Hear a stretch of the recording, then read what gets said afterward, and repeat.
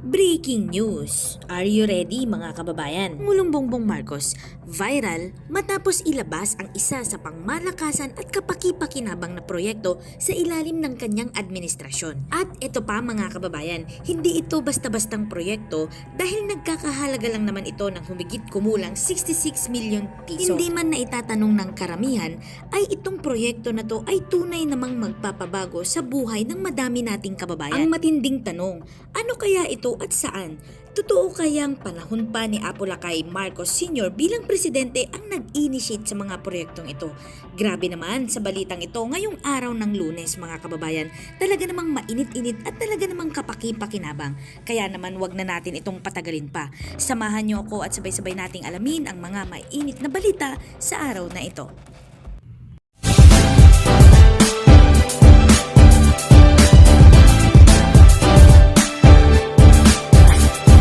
Ito na nga mga kababayan, napakatindi. Pinangunahan ni Pangulong Ferdinand R. Marcos Jr. ang inaugurasyon ng Kabaruan Solar Power Pump Irrigation Project sa munisipyo ng Quirino, Isabela ngayong araw ng Lunes, June 10, 2024. Sa pamamagitan ng inisyatiba ng National Irrigation Authority, Magat River Integrated Irrigation System, layunin ng Solar Power Pump Irrigation Project na mapakinabangan ang paggamit ng mga yamang tubig habang magbibigay ng mga sustainable at cost-efficient na mga serbisyo sa irigasyon sa mga magsasaka sa lalawigan. Sa kabuoang 65.771 million pesos ang Solar Power Pump Irrigation Project ng National Irrigation Authority Magat River Integrated Irrigation System na nagsimula noong panahon ni Ferdinand E. Marcos Sr. bilang presidente ay maaaring makapagpatubig ng 4,350 hectares na lupang pang-agrikultura na makikinabang sa 237 na magsasaka na naghahatid ng mga mahalagang serbisyo sa irigasyon sa mga magsasakang Pilipino sa buong Region 2. Sa pagkumpleto ng Solar Power Irrigation Project, ito ay nakahanda upang isulong ang nagpapanatiling proseso sa mga magsasaka na binibigyang diin ang isang magandang kinabukasan para sa mga komunidad na pinaglilingkuran nito.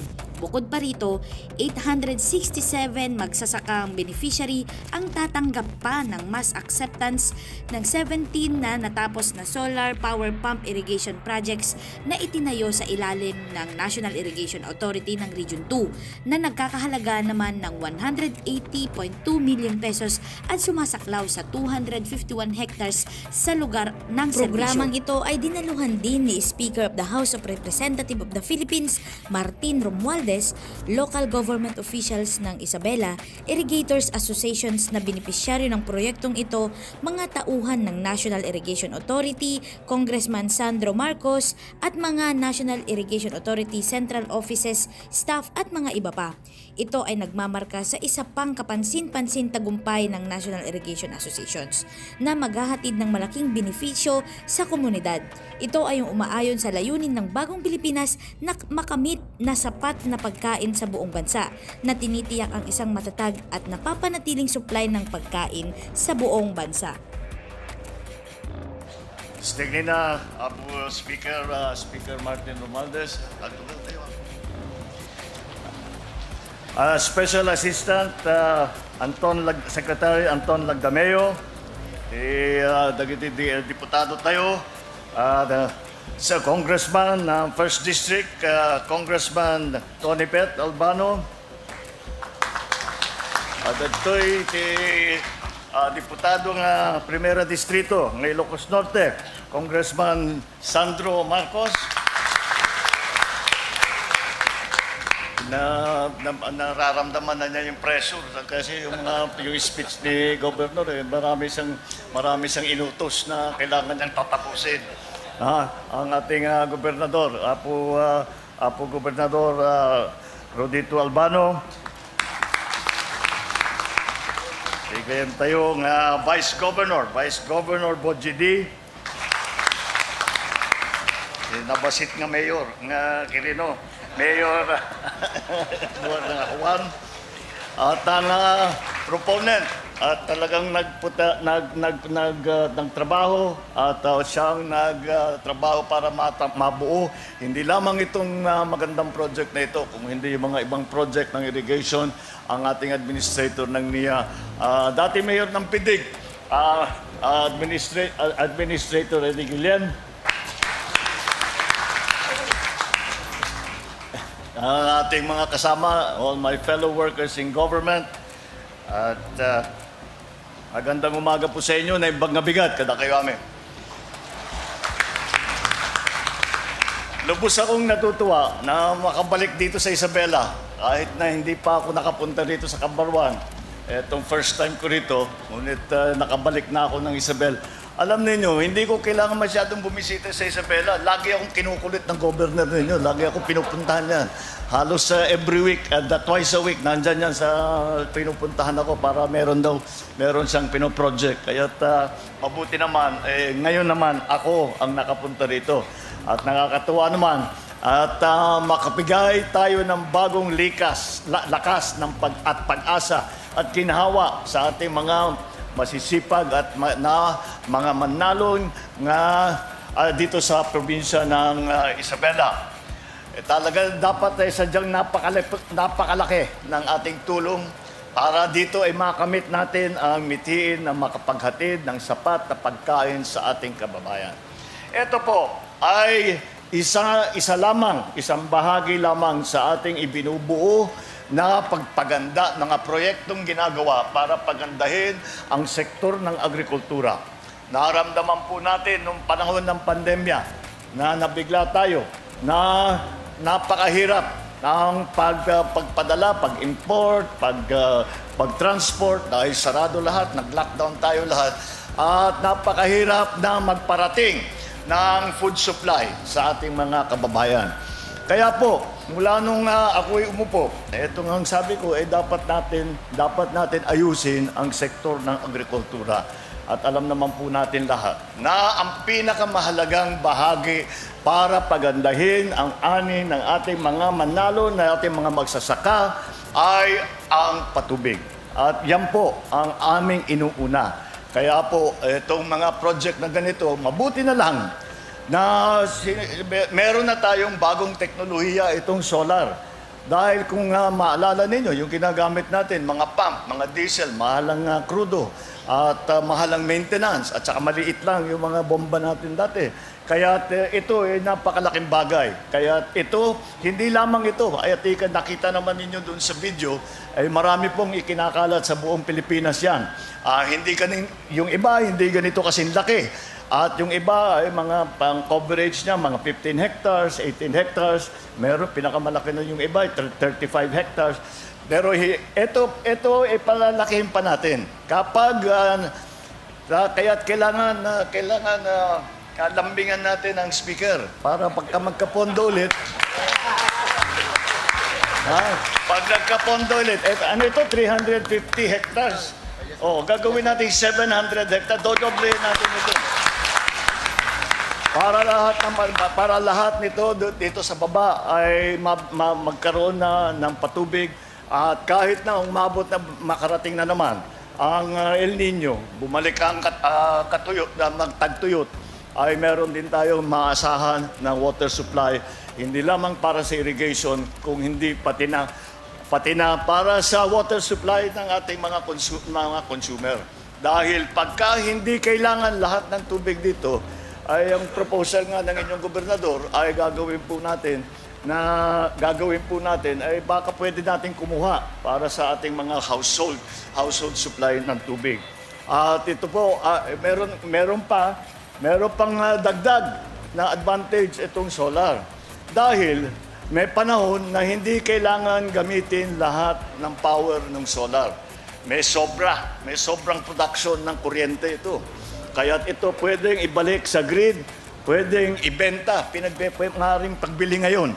Ang sobra, pagka may solar plant ka, may power plant ka, at hindi nyo ginagamit lahat ng power, ay dadalhin nyo, lalagay natin sa grid, meron tayong may additional na kita. Sa katunayan, ang Isabela ang pinakamalaking ambag sa produksyon ng mais at pumapangalawa naman sa produksyon ng palay sa buong bansa. Pag naipatuloy natin itong ating mga project, baka bumalik na naman ang Isabela sa number 1. Magmula pa sa Sierra Madre hanggang sa mga bulubundukin ng Cordillera, Caraballo, talaga naman mapapabilib sa lawak at yaman ng lupa na maring taniman dito.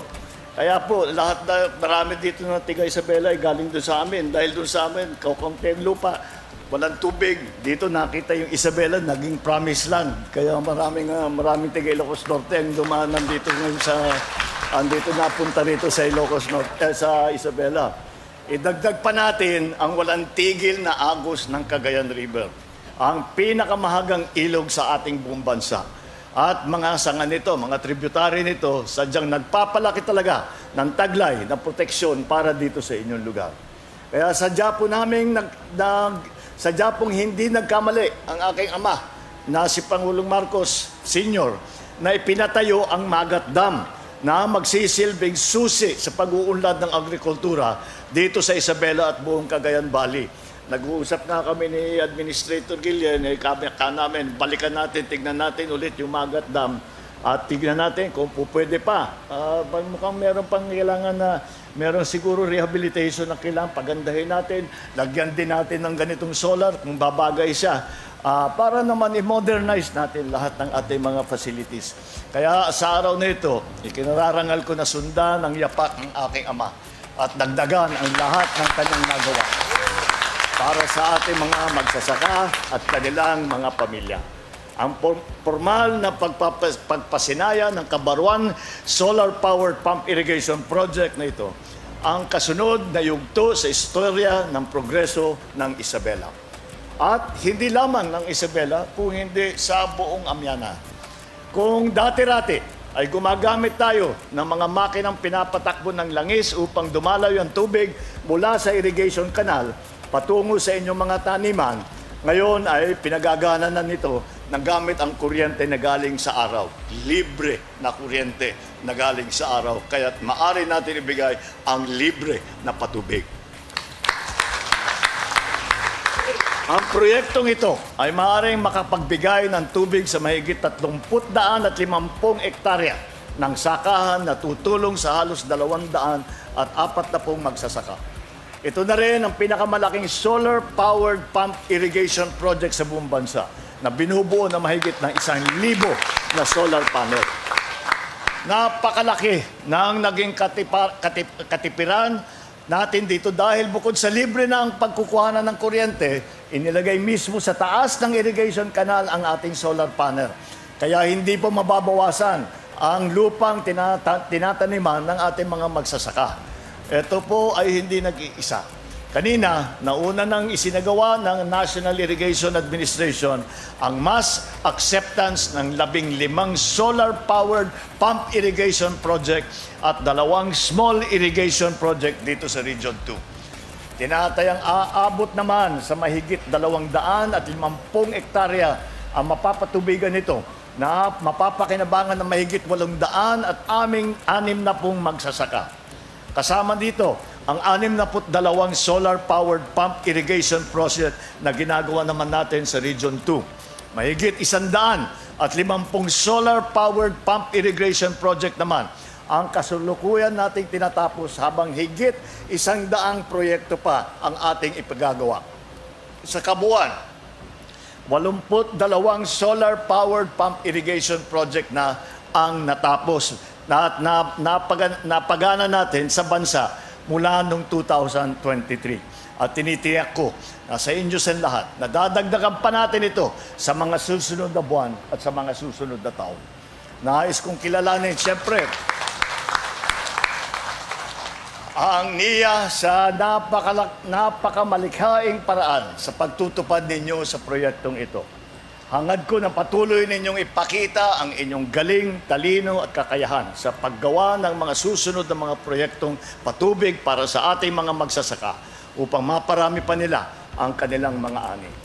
Inaanyayahan ko rin kayong pag-aralan kung alin pa sa mga irrigation asset natin sa bansa ang maaari natin lagyan ng power generation kagaya rito o iba pang mga pasilidad na upang lubos nating mapakinabangan ang mga ito at mabawasan ang gastos na pasanin ng ating mga magsasaka sa pagpapatakbo nito. Sa ating mga magsasaka at mga kababayan dito sa Isabela, ito po ang isa sa mga halimbawa na isinusulong natin sa bagong Pilipinas, patunay ng aming pagsisikap na palaganapin ang modernong pagsasaka dito sa Pilipinas. Tiyak na dahil sa pagtatayo ng solar-powered irrigation project na ito, sa inyong barangay ay magkakaroon ng tuloy-tuloy na daloy ng tubig sa mga irigasyon na sistema. Maaalaga ang mabuti ang mga pananim, madami, dodoble ang inyong mga ani sa produkto. At kapag nangyari yun, lalaki ang kita ng mga magsasaka, sasagana ang buhay ng inyong pamilya, lalago ang inyong lokal na ekonomiya, ang buong Isabela ay makikinabang dito.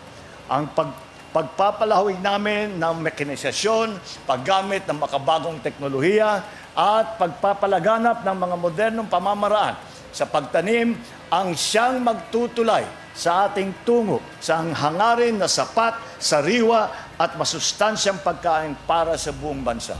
Kaya naman, nananawagan ako sa ating mga magsasaka dito sa Isabela, sa buong Region 2 at sa buong bansa.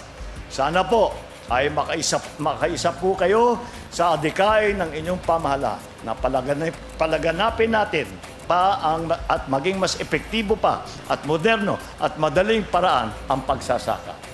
Ang inyong pamahalaan ay handa pong tulungan kayong magsanay sa mga pamamaraang ito.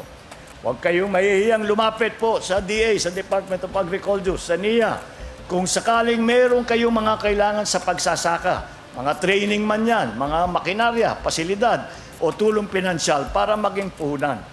Magtulungan at magkaisa tayo para sa ikauunlad ng sektor ng agrikultura sa bansa at para sa ikatutupad ng ating pangarap na wala ng Pilipinong nagugutom na sa pinapanday nating isang bagong Pilipinas. Agbiag, ti Magnalon tayo. Agbiag, ti Lalawi, ti probinsya na Isabela. Agbiag, ti bagong Pilipinas. Duslignina, kadakuyanan. Maraming salamat.